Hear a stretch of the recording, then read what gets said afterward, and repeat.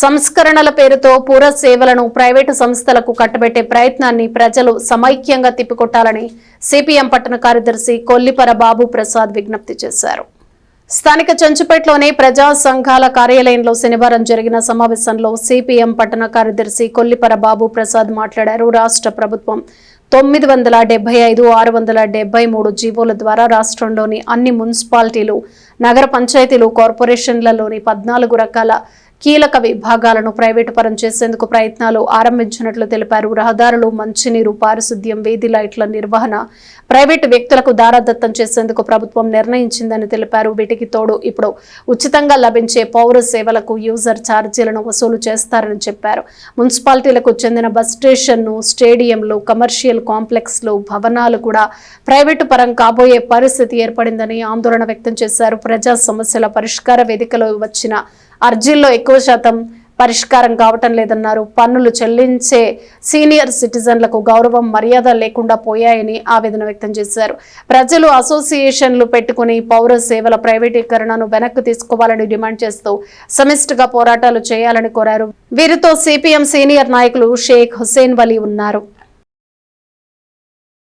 రాష్ట్ర ప్రభుత్వం GO number 975, 673 ఈ 2 జీవోల ద్వారా స్థానిక సంస్థలకు చెందినటువంటి 13 రకాల సేవల్ని ప్రైవేటు సంస్థలకి అప్పచెప్పడానికి ఒక ప్రయత్నం అనేటువంటి చేస్తున్నారు. నీరు, రోడ్లు, శానిటేషను, వీధి లైట్లు ఇవి ప్రైవేటు సంస్థలకి అప్పచెప్పడానికి ప్రయత్నాలు జరుగుతున్నాయి. వీటితో పాటు పౌర సేవలు ఏవైతే ఉన్నాయో అవి కూడా ప్రైవేటు సంస్థలుగా ఇస్తారంట. ఇప్పటిదాకా ఉచితంగా పౌరులకు లభిస్తున్నటువంటి సేవలన్నిటికీ కూడా యూజర్ ఛార్జెస్ పెట్టి ప్రతి దానికి ఇంతని చెప్పేసి వసూలు చేస్తారంట. ఎవరు ఎక్కువ టెండర్లు వేసుకుంటే వాళ్ళకి ఆదేశాలు ఇవ్వటం అనేది జరుగుతుంది. వాళ్ళు మున్సిపాలిటీలకి కాంట్రాక్టులకు డబ్బు చెల్లించాలంట. అంటే ప్రభుత్వం ఉచితంగా సేవలు చేయటం పక్కన పెట్టి ప్రజలకు సేవలు చేయటం ద్వారానే ఆదాయాన్ని సంపాదించాలనేటువంటి ప్రయత్నం ఇది చాలా బాధాకరం. తెనాలి పట్టణంలో దానికి భిన్నమైనటువంటి పరిస్థితి.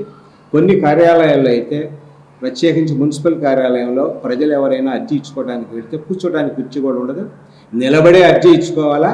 అది కూడా అర్జీ ఇచ్చిన వెంటనే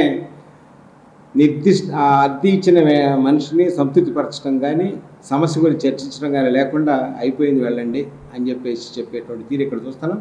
అట్లాగే కొన్ని అర్జీలకైతే రిజిస్ట్రేషన్ నెంబర్ కూడా ఇవ్వకుండానే పంపించేటువంటి పరిస్థితి చూస్తున్నాం. ఇక్కడ చెంచుపేట 28వ వార్డులో 500 అడుగుల రోడ్డు లేక సుమారు 400-500 కుటుంబాలు చాలా సంవత్సరాల నుంచి ఇబ్బంది పడుతూ ఉంటే 2024 7వ నెలలో ఇక్కడ ఉండేటువంటి సబ్ కలెక్టర్ గారికి ఈ పరిస్థితిని అంతా వివరించి అర్జీ ఇవ్వడం జరిగింది. తర్వాత 2024 చివరిలో ఇవ్వడం జరిగింది, 2025 సంవత్సరంలో కూడా ఇవ్వడం జరిగింది. అదేవిధంగా మున్సిపల్ డిపార్ట్మెంట్కి కూడా ఇప్పటికీ 8 సార్లు పీజీఆర్ఎస్లోనే అర్జీలు ఇవ్వడం జరిగింది. తర్వాత ఇక్కడ జిల్లా కలెక్టర్ గారు ఇచ్చేసిన సందర్భంగా వారికి కూడా అర్జీ ఇవ్వడం జరిగింది. మళ్ళీ గుంటూరు వెళ్ళి గుంటూరులో కూడా అర్జీ ఇవ్వడం జరిగింది. ఇప్పటికి డజన్కు పైగా అర్జీలు ఇచ్చిన 500 అడుగుల రోడ్డు వేయటానికి అధికారులు ఇష్టపట్టలేదు. ఇది మున్సిపల్ కౌన్సిల్లో కూడా తీర్మానం చేయడం కూడా జరిగింది. అయినా కానీ అధికారులు రోడ్డు వేయలేదు. దీన్ని బట్టి చూస్తే అధికారులకి పీజీఆర్ఎస్ మీద ఎంత శ్రద్ధ ఉంది, ఎంత గౌరవం ఉంది, ప్రజల పట్ల ఎంత నిర్లక్ష్యం. కనీసం సమస్యను కూడా అర్థం చేసుకుని పనిచేయటువంటి వాతావరణం లేదు. మొత్తం ఇక్కడ పరిస్థితి ఎట్లా ఉందా అంటే, కేవలం ఒకే ఒక వ్యక్తి యొక్క కనుసన్నల్లో మనం ఉంటే సరిపోతుంది. ఆయన ఆగ్రహానికి గురి కాకుండా కావాల్సిన పనులు చేస్తే చాలు. ఇక ఈ మున్సిపాలిటీలో ఉన్నటువంటి వేలాది కుటుంబాలు, ప్రజలు ఏమైపోయినా పర్లేదు, వాళ్ళకి ఎటువంటి సమస్యలు పరిష్కారం చెప్పాను, మాకేం ఇబ్బంది లేదు అనేటువంటి దృఢ నిశ్చయంతో అధికారులు ఉండాలనేటువంటి అర్థమవుతుంది. ఈ వైఖరిని మార్చుకోవాలని చెప్తున్నాం. దీని మీద ప్రజానీకం పెద్ద ఎత్తున చర్చ చేస్తాం.